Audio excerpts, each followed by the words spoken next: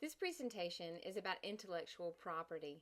Sometimes we talk about this in terms of plagiarism or documentation, but before I explain to you how to properly cite your work, especially with an MLA format, I'd like to take a few minutes and argue why I think this is a difficult thing to understand in today's culture.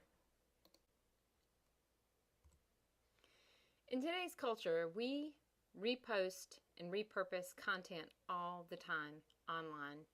And when we do it, such as in this Facebook post or in this tweet stream, we do so without giving attribution to the source or to the person who gave us the content. We retweet, we copy and paste, we repost, and we do this all the time without thinking anything about it. But in the world of academe, that kind of behavior is considered unacceptable. And that is because of the concept of intellectual property.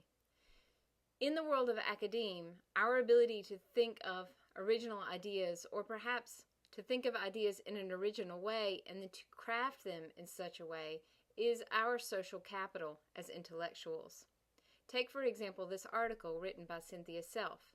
Self wrote the article, but the article is copyrighted by a national organization, the National Council of Teachers of English. Further, it's featured in a journal, 3Cs.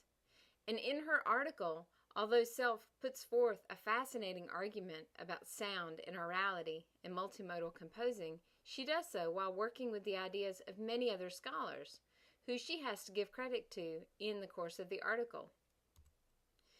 In America, you see there's a comment on the online writing lab at Purdue. This is not giving credit to a source, to someone else's ideas or someone else's words, is considered plagiarism. And it has severe consequences. On our campus here at Gardner-Webb, that may mean in a class that you have to rewrite a paper. It may mean failing the assignment, or it could mean failing the entire class, such as in the English department. That is their policy. We have an honor code at Gardner-Webb, and part of that honor code, which you agree to when you become a student here, indicates that students understand what plagiarism is, what academic dishonesty is, and they should familiarize themselves with citing and quoting to avoid accidentally passing someone else's work off as their own. No professor can indicate your intention, whether or not something was intentionally plagiarized or not. So it's your job to make sure that you understand how to cite things. Well, what are your options? You have to do research. Your options are to either directly quote material using someone's words, word for word from the content, to paraphrase the material, so taking a passage of someone else's and putting it in your own words, or to summarize their ideas, where you really only talk about the main points that they make, but these are also in your own words. Take this example of direct quotes. Notice that there are quotation marks around passages in these examples. The passage in that quotation mark is word for word from a source written by someone whose last name is Fawkes. Notice that in the first example, we have according to some, comma, Dreams Express, and then quoted material, and then we have in parentheses, Fawkes and 184.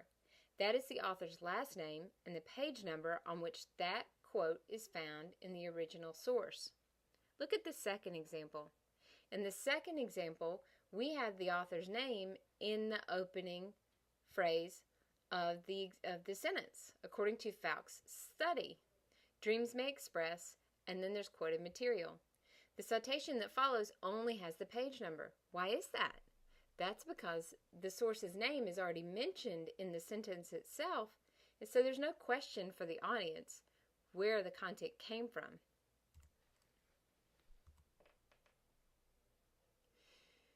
Look at these passages.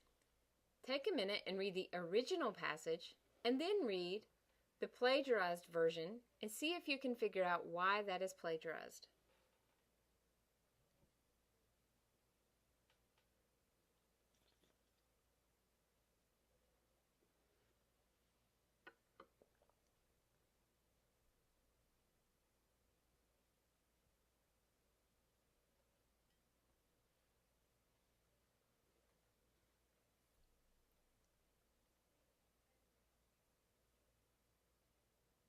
Did you notice how many words were exactly word for word in the plagiarized version? And did you notice that the order of those ideas and those words was almost identical to the original passage? The writer just took out a few words, changed some tenses, such as changing as a result to resulting.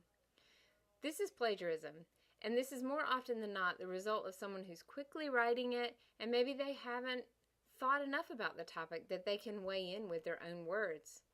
So my recommendation to you would be, first, when you write a research piece, write what you know first. That will make it easier to decipher what you know from what you have learned from your research. My second recommendation would be to read without writing. When I was in college, which was not that long ago, we had to leave our dorm rooms, go into a physical library, take the book off the shelf, or take the magazines out of the binders, and take notes. Our writing and our reading didn't happen in the same space, but that's not the case for you today.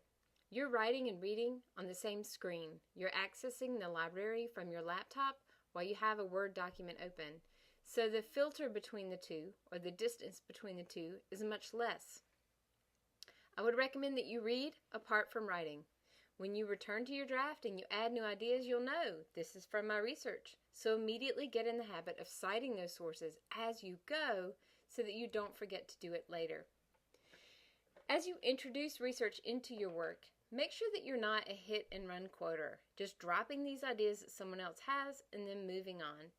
If you can work to integrate these ideas into your writing, then you're also making it clear how you're synthesizing others' work into your own and creating your own piece of intellectual property. So look at this example. We have a sentence. Susan Bordeaux writes about women and dieting. Then we have this quote, and then the writer moves on. I think Bordeaux is right. There's no connection in the paragraph bringing these ideas together. When you introduce someone else's information, frame them. Set them up. Tell your audience who you're writing about. Such and such a scholar states, as the prominent scholar of writing, Dr. Jennifer Buckner writes it, and then create the quote. So when you frame it and set it up this way, then you're avoiding that hit and run or orphan quoting habit that can so often happen in immature research. Within the body of the paragraph, notice how it's reintegrated into this example. We have Susan Bordeaux writes about women and dieting. We're setting up what is the topic. Here's the title of the article, The Empire of Images in Our World of Bodies. We have a little introduction to the concept we're about to talk about. She explores Fiji, which had no eating disorder cases. And then we have the quote. Notice at the end, there's only a number in the parentheses. Why is that? Because we've already mentioned Susan Bordeaux's name earlier in the paragraph, it's very clear to the audience who we're talking about. When you set up your Works Cited page, this is an example from the OWL at Purdue from their sample paper, which I recommend that you examine as you try to set up your own MLA paper for the first time, or if you're refreshing how this format works. Notice that the words Works Cited appear at the top and centered on the page. Notice that each entry is alphabetized based on the first letter of the first word in each entry. Notice the entire page is double-spaced, and there are no extra spaces after the words Works Cited or between each citation. Notice that there's a hanging indent, so every second and subsequent line of each entry is indented. I recommend that you refer to your style guide when you set up your entries in MLA or any other documentation style. And if this is all very confusing, or if you just like another set of eyes on your paper to have someone look at them, I recommend that you visit the Writing Center. Their services are available to our students on campus and off campus. They can work with students who live off campus via telephone or video chat features. The Writing Center is staffed with students, undergraduates, and graduate, and they've had more than 30 hours of training to help you with your documentation, with your writing, with your research. And they represent a variety of disciplines, so they really understand multiple documentation styles and how to work with them.